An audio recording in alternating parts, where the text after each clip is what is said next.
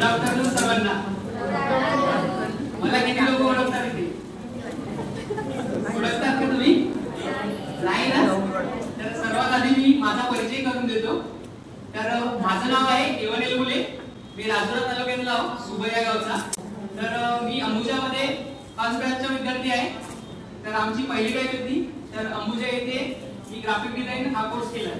तर graphic design हा course अंबुजामध्ये करताना खूप साऱ्या गोष्टी नवनवीन गोष्टी आम्हाला शिकायला मिळाल्या. तर किती जणांना माहिती आहे की ग्राफिक डिझाइन म्हणजे काय? कोणी सांगू शकाल? नाही? तर ग्राफिक डिझाइन म्हणजे जिथे तुमच्या मागे पोस्टर लागलेले आहेत, बॅनर्स म्हणू शकता त्याला. तर त्याच्या माध्यमातून आपल्याला काहीतरी संदेश प्राप्त होतोय. तिथे आता नर्सिंगचा बॅनर लागलाय, इकडे ग्राफिक डिझाइनचा लागलाय.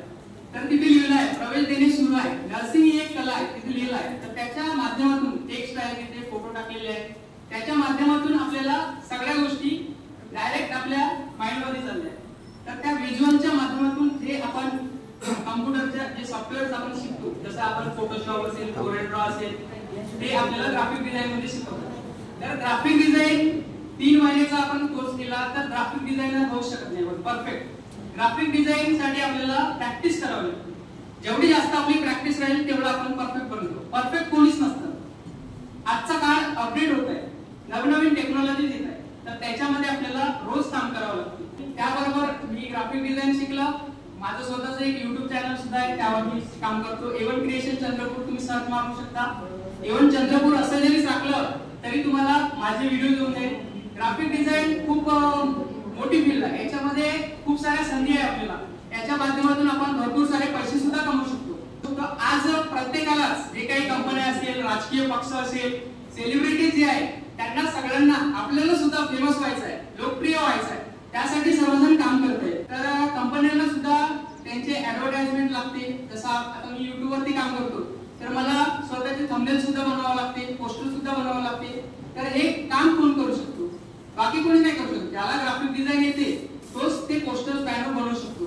तर हे आपल्याला शिकावं लागते. तर हे आपल्याला अंबुजा फाउंडेशन मध्ये शिकायला मिळालं. खूप चांगल्या पद्धतीने शिकलो आम्ही. तर ह्या सगळ्या गोष्टी आम्हाला अंबुजामध्ये शिकायला मिळाल्या. तर अंबुजा फाउंडेशनचं मी धन्यवाद मानतो. आता माझं जे YouTube चॅनल आहे ते मॉनिटाइज झालेलं आहे. तर या YouTube चॅनल मध्ये आपल्याला क्रायटेरिया जो असतो 1K सबस्क्रायबर म्हणजे 1000 सबस्क्रायबर आणि 4000 घंट्याला वॉच टाइम आपल्याला कंप्लीट करावा लागते. तर मी YouTube चॅनल चालवतो. आताच मागच्या महिन्यात माझं चॅनल मॉनिटाइज झाले. याच्यासाठी सुद्धा खूप वर्ष लागली मला. मी 2020 पासून काम करत होतो, पण रेग्युलरली नव्हतो. कोणतेही काम जर आपल्याला करायचं झालं तर कन्सिस्टन्सी खूप महत्त्वाची आहे. प्रत्येक कोणतीही गोष्ट असेल तर आपल्याला कंटिन्यूली काम करावं लागते. 1-2 दिवसात काहीच होणार नाही, पण एक दिवस नक्की होणार. जसं मी 3 वर्षापासून काम करत आलो, पण माझं चॅनल मॉनिटाइज नाही झालं. पण आता या 3 वर्षानंतर माझं चॅनल मॉनिटाइज झालं.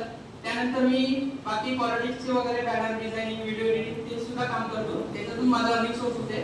तर हे सगळं ग्राफिक डिझाइन आणि YouTube मुळे झालंय.